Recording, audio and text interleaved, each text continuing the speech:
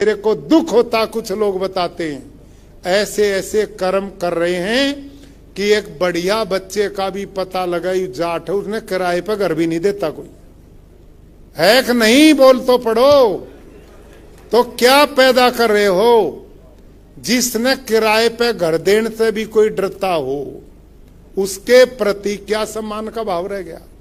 अरे हम किन महापुरुषों की संतान हैं, गोकुला जाट जैसे महापुरुषों के पुत्र हैं, महाराजा सूरजमल की संतान है, हम ऋषियों की संतान है, ये देश का गौरव है। आज हम वो पैदा कर रहे हैं कि हरियाणा में 250-300 तो जेलों में पड़े, अपराधी पड़े कि नहीं पड़े, इससे भी ज्यादा।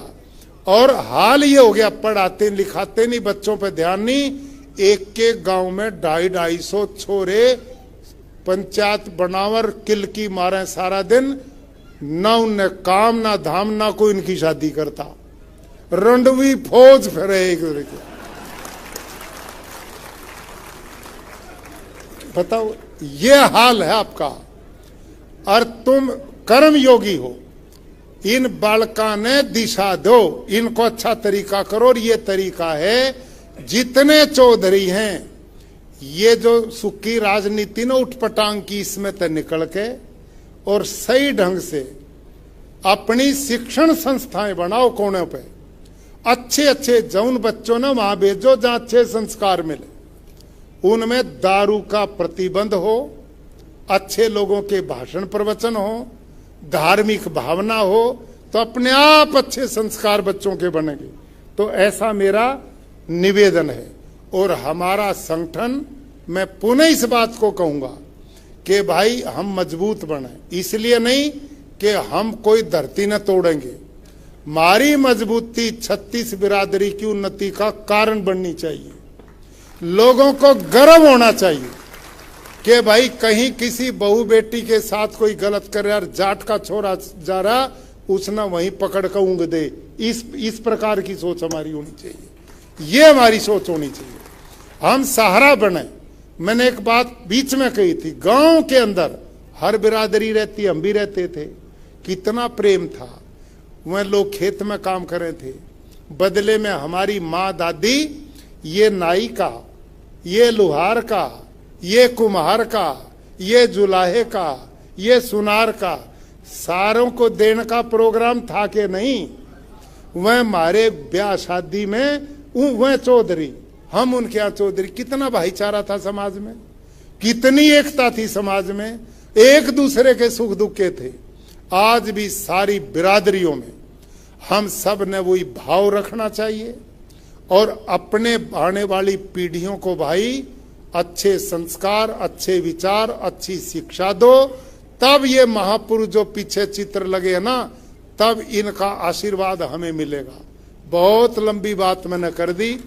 मैं कलसानी और पलसानिया, ये दो नौजवान, और इनके जो गुरुजी सही हैं वो हैं चौधरी राम सिंह, ये रहते हैं बेंगलोर में।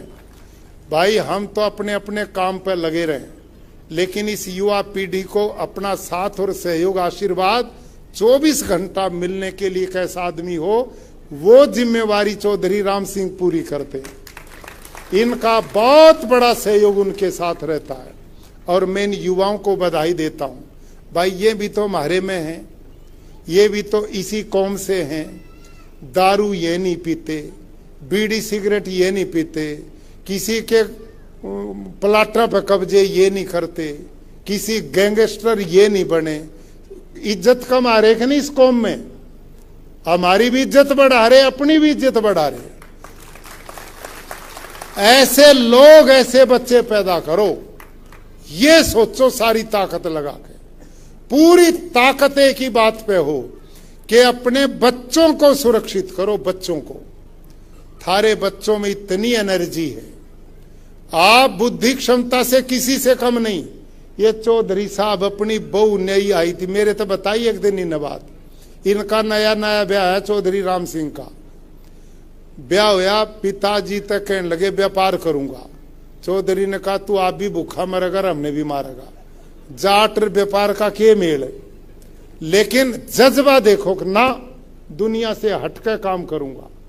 नई बहू आई थी, लोगों ने मुंह दिखाई पैसे दिए थे, उस बेचारी ने 135 रुपये मिले थे मेरी बहनों इनकी बहू ने, और वह 135 रुपये न खोज लिए उस पर, और 135 रुपये लेकर बेंगलोर में गए। आज 1000 आदमियों ने नौकरी दे रहे हैं। ये काम सीखो, दूसरा ते सीखो, घर छोड़कर निकलना सीखो, दुनिया न अपनी बनानी सीखो और दुनिया का बनना सीखो। ये है जीने का तरीका। ये मार दिया, लठमोगर, तोड़ दिया, फोड़ दिया, ये पुराने जमाने की बात है भाई। वो जमाना था मसल युग, जो था महाराजा सूरजमल का, वो मसल युग था। वहां तलवार और खुंटा बजाने का युग था, उनके साथ था। आज वो जमाना, आज है बुद्धि का युग। विवेक से काम लो, बुद्धि से लो। अंत में मैं एक बात बार बार कहता हूं, नेता नहीं कहते उस बात ने, मैं इस बात को कहता हूं भाई। मैं खुद भी नेताजी नहीं हूं, मैं तो शिक्षक हूं, बालक पढ़ाता रहा हूं। मैं तो इस पद पर मैं धन्यवाद करता हूं, उन्होंने पता नहीं क्यों कर लिया बैठा दिया। वो तो उन्होंने बेचारों ने कृपा की। मैं तो कभी किसी राजनीतिक मंच पे जिंदगी में गया ही नहीं, मैं किसी पार्टी का कदे मेंबर बना नहीं। मैं तो बालक पढ़ाता था और किसानों के बीच में प्राकृतिक खेती का प्रचार करता था, गौ नस्ल सुधार की बात करता था, समाज से कुरीतियां मिटाने की बात करता था। आर्य समाज के संपर्क में आकर के विचार मिले थे, इसी सोच को लेकर ये लोग ले आए। और भाई मैं तो इसी काम पे यहां जुटा पड़ा हूं। थारे को मैं निवेदन करूं, तुम पशुपालक भी हो और खेती करने वाले भी हो। मैं कहता हूं कि आप अपने बच्चों को खूब पढ़ाओ, IAS, IPS, इन सिविल सर्विसेज में भेजो। अच्छे पढ़ाओगे कहीं ना कहीं तो फिट होएगा। और उसके साथ बिजनेस में भेजो, चौधरी रमन सिंह की तरह, चौधरी राम सिंह की तरह। इनमें भी मेरे कितने भाई बैठे हैं, अपने बच्चों को उस बिजनेस की ओर भी भेजो। और खेती करो तो मॉडर्न प्राकृतिक खेती करो।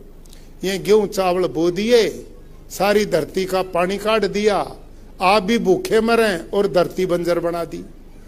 मैंने यहां अभियान चला इस गुजरात में, आज 5.5 लाख किसान प्राकृतिक खेती करने लगे गुजरात में। इतनी तेजी से लोग बदले। और हिमाचल प्रदेश में मैं 4 साल गवर्नर रहा, वहां मैं गांव गांव में जाता था और लोगों को मैंने प्राकृतिक खेती सिखाई। और उसका परिणाम अब बता क्या हुआ? देखो ये अखबार है, ये देखो हिमाचल का ये अखबार, इसमें लिखा है हिमाचल की 99.8% पंचायतें प्राकृतिक खेती करना शुरू कर चुकी हैं। पूरा हिमाचल बदल दिया।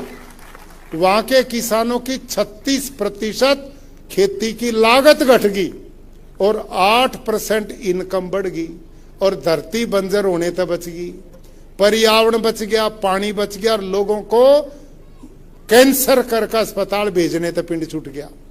आप सबसे निवेदन है चौधरियों कि प्राकृतिक खेती करो और अपने बच्चों ने पढ़ा करके योग्य बनाकर अलग अलग क्षेत्र में भेजो। सब जगह आपके बच्चे जाएं और गुणवान बन करके जाएं। सारी दुनिया के लोग ये मानने, दूसरी 36 बिरादरी बायू जाट का छोरा आ गया तो हमारा भी सारा बनेगा, हमारी भी मदद करेगा, ये भावना होनी चाहिए।